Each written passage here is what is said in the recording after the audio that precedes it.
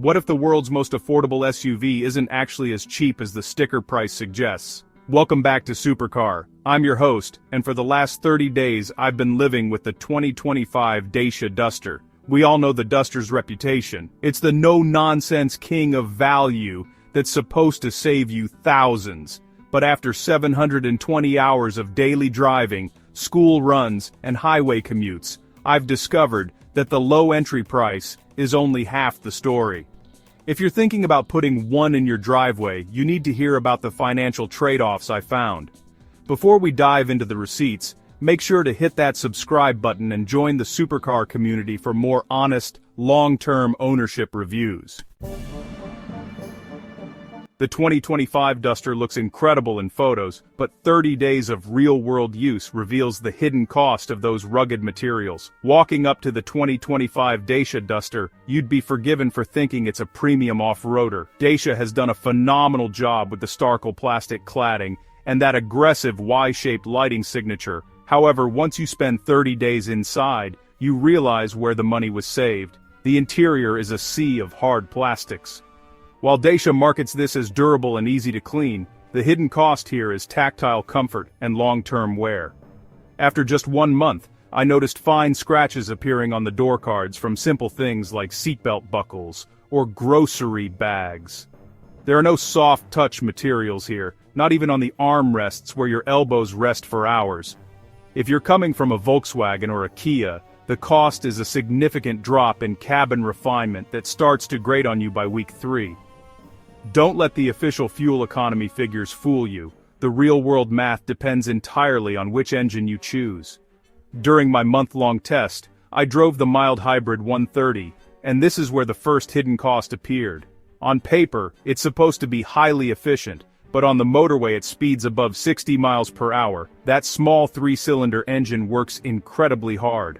My real-world fuel consumption was consistently 15% higher than the advertised WLTP figures during long hauls. If you do a lot of highway driving, the budget choice might actually cost you more at the pump over a year than the more expensive full hybrid 140. While the full hybrid is a masterpiece of efficiency in the city, the initial price jump is several £1,000s. You have to do the math. Are you paying more up front for the hybrid, or paying more every week at the gas station for the entry-level engine? The 2025 Duster is packed with more technology than ever before, but that tech comes with a specialized maintenance price tag. In previous generations, the Duster was so simple that any local mechanic could fix it with a basic toolkit. The 2025 model changes that. With the shift to the CMF-B platform, you now have complex hybrid systems, advanced driver assistance sensors, and a 10-inch infotainment screen. During my 30 days, I experienced a few software glitches where the wireless Apple CarPlay would simply refuse to connect, and the traffic sign recognition was occasionally buggy. The hidden cost here is the dealer dependency. You can no longer rely on the cheapest local garage for everything. Specialized diagnostic tools for these new systems mean you'll likely be tethered to Dacia main dealers for service. I found that a standard A service now costs significantly more than it did 5 years ago, especially if you have to maintain the warranty on those hybrid batteries. Insurance companies are starting to look at the budget Duster through a very different lens. You might assume that a cheap car is cheap to insure, but that's not necessarily the case for the 2025 model, because this version is so much more tech-heavy.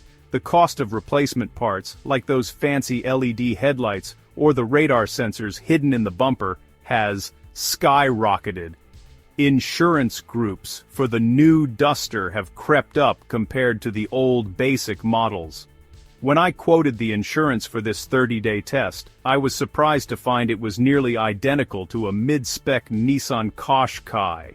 The hidden cost is that you're no longer insuring a simple steel box. You're insuring a sophisticated computer on wheels, and the premiums reflect that risk. The temptation to customize your Duster is high, but the accessory trap can quickly double your monthly payment. Dacia has leaned heavily into the lifestyle market with the 2025 Duster. They offer things like the In-Nature Sleep Pack, which turns the car into a mini camper, and a variety of U-clip accessories. I'll be honest, These are cool, but they are expensive. The sleep pack alone can add nearly $2,000 to your bill.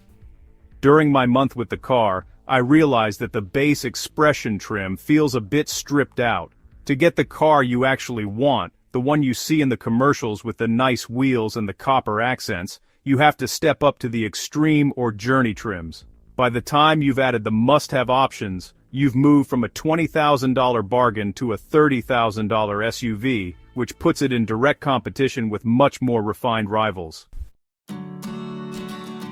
Small ergonomic quirks don't show up on a 15-minute test drive, but they become daily frustrations over 30 days. There were a few things that drove me crazy during my month of ownership. The seatbelt receivers in the front are buried so low between the seat and the center console that it's a struggle to click them in every single morning, especially if you're wearing a heavy winter coat. The cup holders are placed in a way that makes it nearly impossible to fit a large coffee cup without hitting the dashboard or the gear lever. Then there's the misting issue. The 2025 Duster seems particularly prone to interior condensation, and the climate control takes a long time to clear the windshield on cold mornings. These aren't costs you pay in cash, but you pay for them in daily annoyance and lost time. Is the 2025 Dacia Duster still the smart choice, or has the hidden cost finally caught up to the legend? After 30 days, I've realized the Dacia Duster is no longer just the cheap car. It has grown up. It's more capable, more stylish, and much better to drive than ever before. But that growth has brought it into a higher price bracket, where the competition is fierce. The hidden costs aren't deal breakers. The fuel economy is still decent, and the reliability should be solid, but the bargain feeling is starting to fade. You are now paying for a modern SUV that just happens to have some hard plastics. It's still a great car, but you need to go in with your eyes open to the real-world expenses.